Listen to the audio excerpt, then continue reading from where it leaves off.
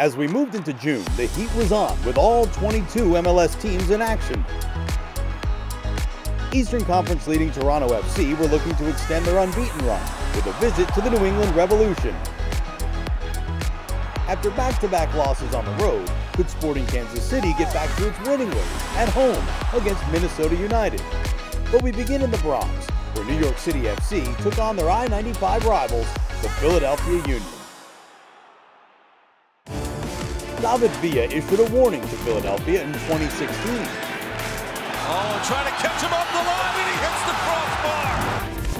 Then he found his range in April of this year. Villa goes for goal. Oh, I say he's done it! Well, David Villa just did something truly remarkable. Time for the Union to face him again. Your commentators, Matt Jackson and Dan Roebuck. McNamara with a movement, and it comes. You've got bodies going down inside the penalty area. The shot from Ring hits the post! Maybe the follow-up from Sweat, and David Villa looks to get the shot away, and a terrific save from Andre Blake. Game bursts into life. How do they not score there? Good strike from Villa and a good save. Referee's going away here. David Villa doesn't like it. Grajeda doesn't show his ball skills off, and well, New York City FC are struggling here. This is Pontius still going forward, bulldozes his way through. Just enough from Sean Johnson. Yeah, good save.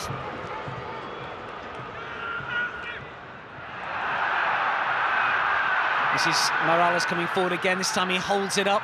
Looks here for Villa to take it on, and he hits the crossbar.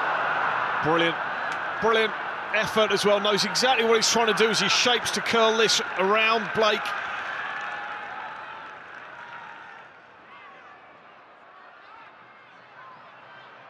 Pico looks to cut inside, still going, great goal!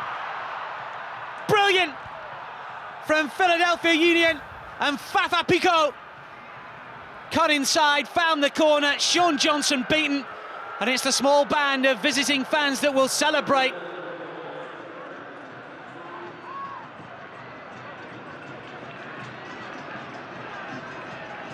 Harrison looking to take on Fabinho. And still going here, Harrison. He's tricked his way inside the penalty area. He's still going forward. Looks to put it back for David Villa off the line. And the follow-up from Ring is brilliantly saved by Blake. And you get the feeling when David Villa is having 3 shots saved very well by the goalkeeper. He looks frustrated, but it's not often that is happening. And that's probably the best of Villa's opportunities, and he'll be really disappointed. In comes the corner. And in goes the goal for New York City FC. Shano across the defender. We are all square here in the 80th minute. New York City FC supporters can celebrate for once. Andre Blake is beaten. Alberg has placed the ball. Who fancies this? It is Alberg. Oh, and it's in the post, and it's ricocheted away. Johnson looked beaten.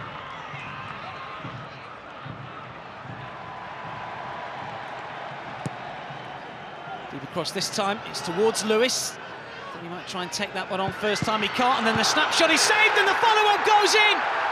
Callens, I think, has got there. Right place, right time to turn this around for New York City FC. It's Alexander Callens with his first goal for New York City FC, and it's the hosts that lead by 2 goals to 1. They have somehow managed to grab the victory from the jaws of defeat.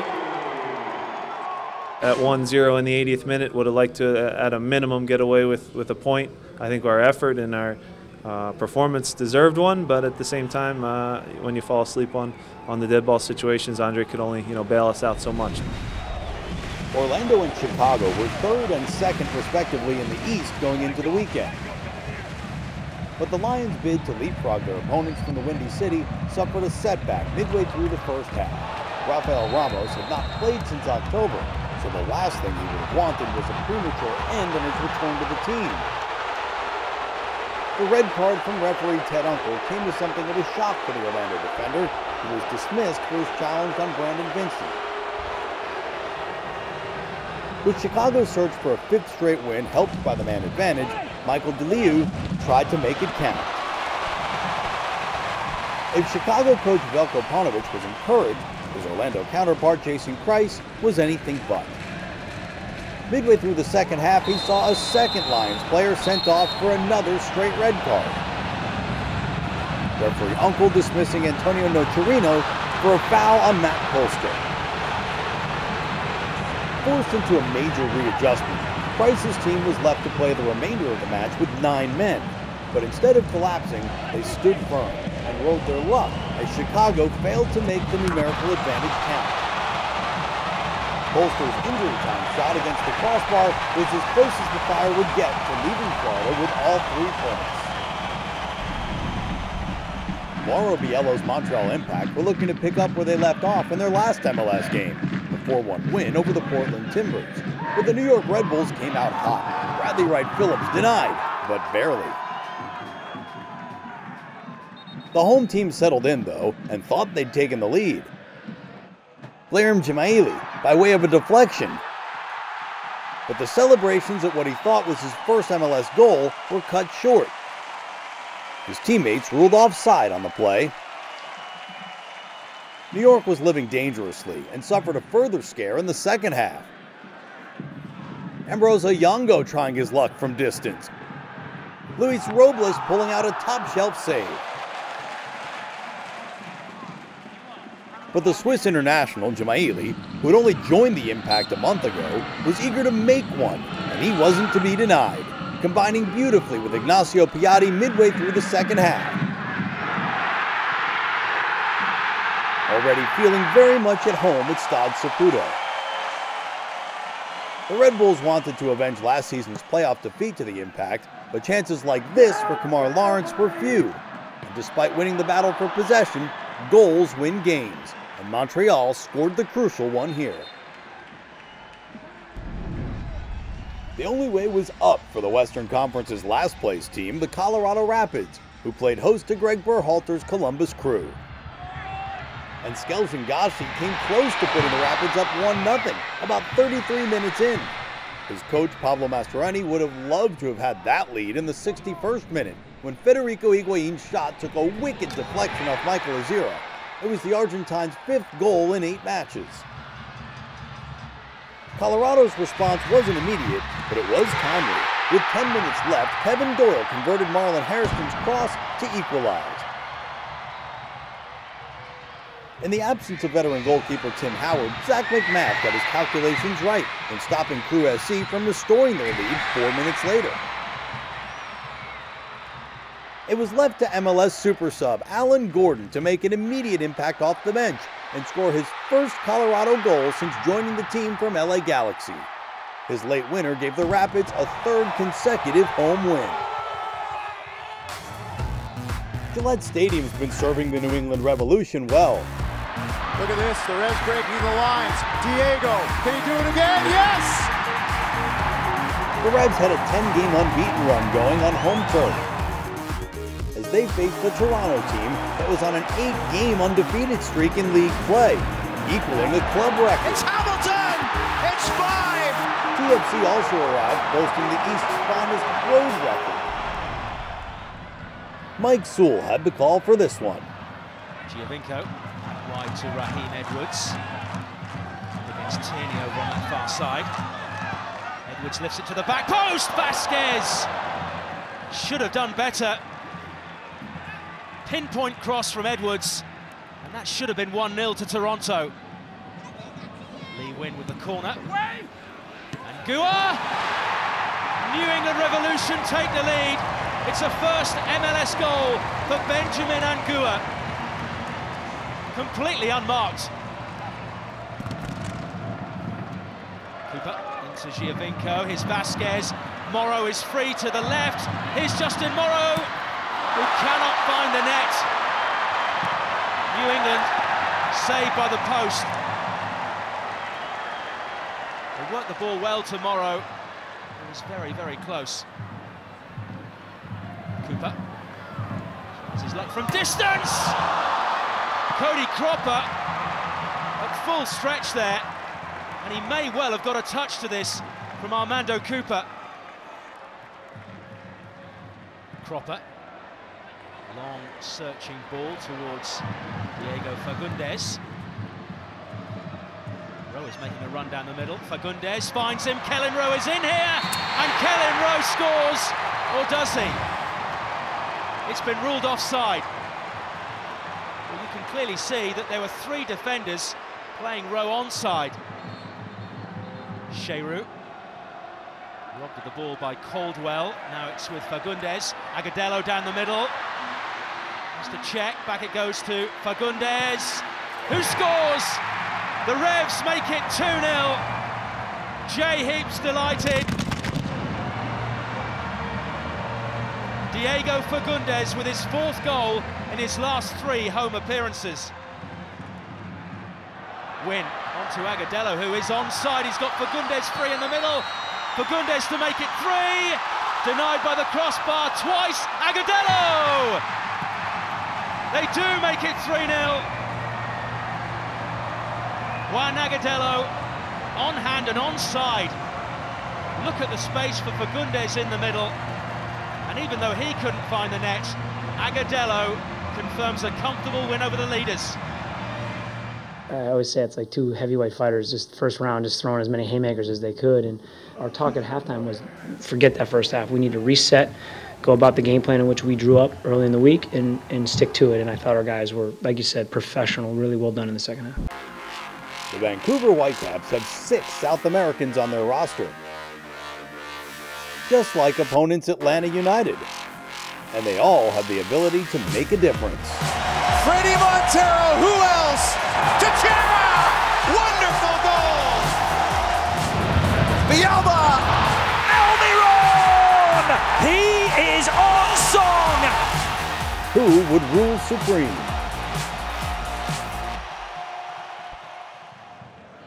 Commentary from Clive Allen and Phil Blacker.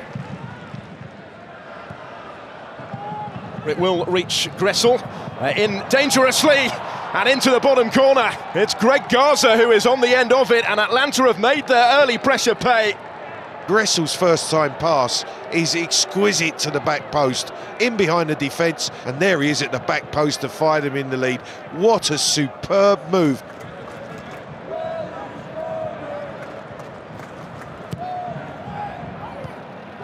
It's Assad who gets his head to it initially, but as far as Teixeira can strike them from there, didn't have the opportunity to do so this time. Jacobson's won it back though, it's an excellent ball. Waston up from the back, and Vancouver back on terms. Kendall Waston with the goal, but the big centre-back, the skipper, with his first of the season, and it's 1-1. They've not marked Waston at that back post. The ball's delivered back into an area where there's no defences. Difficult to bring the ball down, but fires it into the back of the net to get his team level.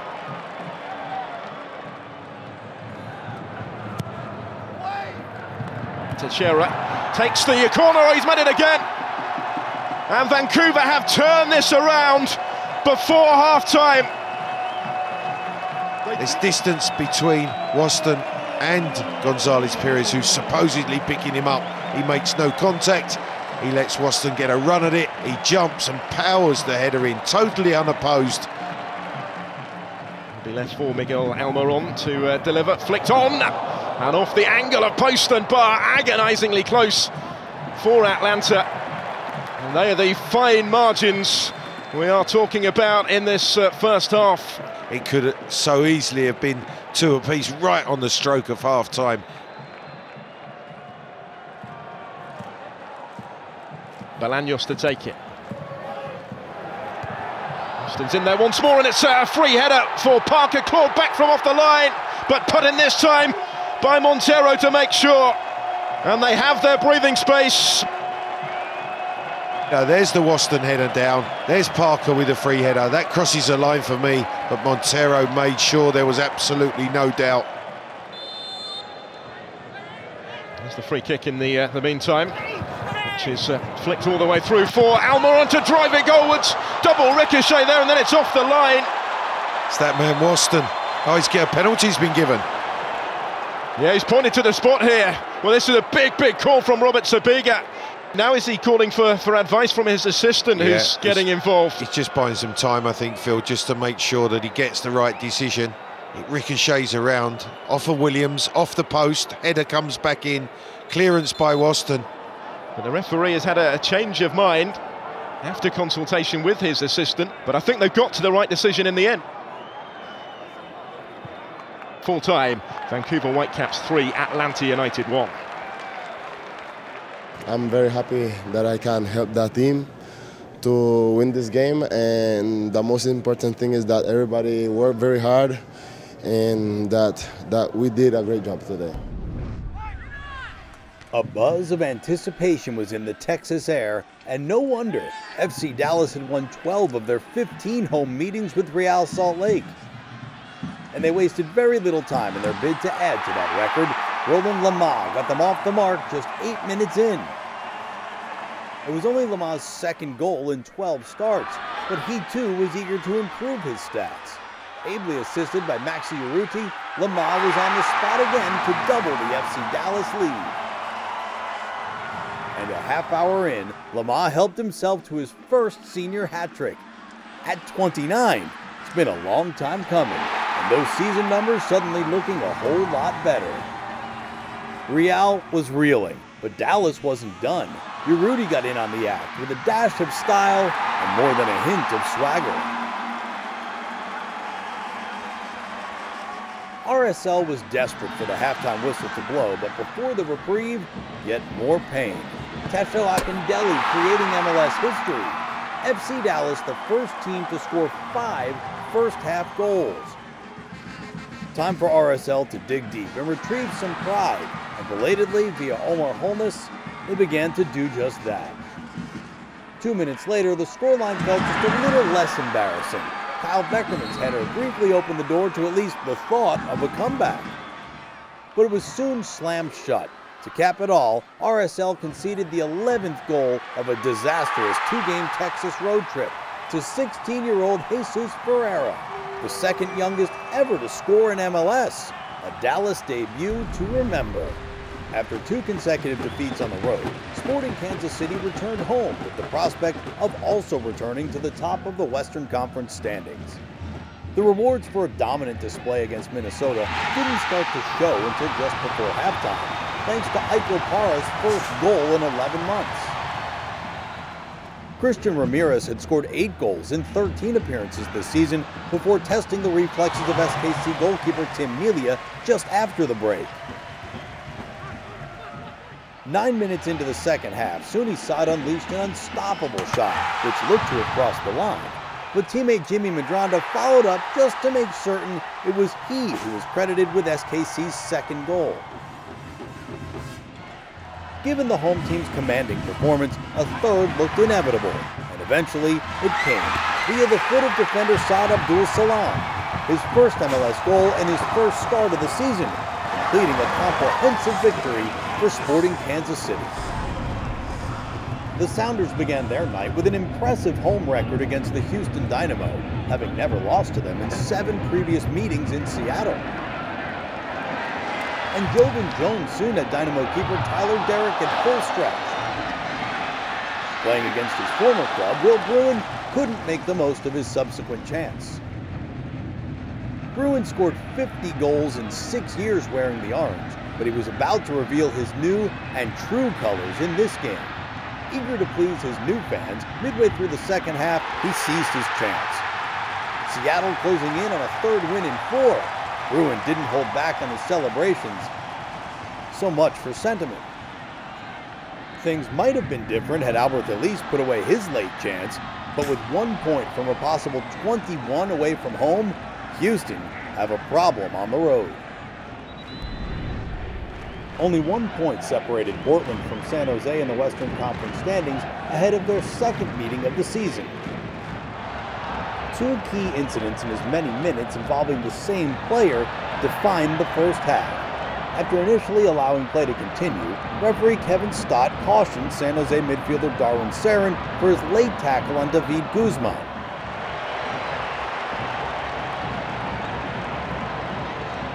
Sarin failed to heed the earlier warning and less than 90 seconds later, Stott didn't hesitate in issuing him another yellow card, followed by a red.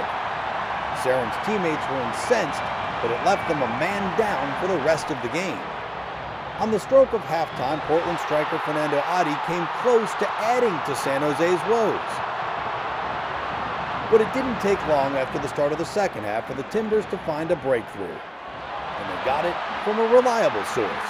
Diego Valeri calmly converting his 7th goal of the season to give the 2015 MLS champions the lead. 10-man San Jose rarely threatened the Timbers' goal, and when they did, they couldn't do enough to get past Jake Gleason. Tommy Thompson, frustrated for sure. The Quakes' fate was confirmed in the closing seconds of the match. Where Adi struck the post for a second time, Valeri was on hand to score on the rebound and give Portland a much-needed first win in 6 matches. Without their first-choice center backs, DC United faced quite a test against LA Galaxy, who were coming off 3 consecutive road wins. The two teams fired off 34 shots between them, but neither could deliver the knockout blow. Bill Hamid was in stubborn form in United's goal. Indeed, the 2 goalkeepers had a major part to play. His opposite number, John Kempen, equally intent on keeping his clean sheet intact. As goalless draws go, this was of the more exciting kind. Hamid certainly adding to the entertainment value, here denying Dave Romney. Late on, United's Luciano Acosta beat the goalkeeper, but not the crossbar. Frustrating. Bodies were thrown on the line as the side surged forward to grab a late winner, but they were drawing blanks. A familiar tale for United, who've now failed to score from open play in more than 500 minutes. That draw wasn't enough to keep the Galaxy above the playoff line in the Western Conference, as they were leapfrogged by Vancouver and Seattle. Sporting Kansas City returns to the top of the standings, and despite another home win, Colorado remains at the bottom. Without a goal in 5 of their last 6 games, DC United's continuing drought sees them slip to the basement in the East. New York City was the only winner of the top 3, and they closed the gap on Chicago, but Toronto still leads the way. We leave you then with our pick of the best goals from the month of May. I'm Russ Thaler. Thanks for watching. See you next time. What a goal that is from Dos Santos! That is a peach of a goal. David Villa inside of the box, a shot! Golazo! Chance to Bolaños. To Chama! Wonderful goal! Urania first time ball in. Hika was onside. Hika with the touch, and it goes in. This copyrighted telecast of Major League Soccer may not be retransmitted, reproduced, or rebroadcast without the express written consent of Major League Soccer.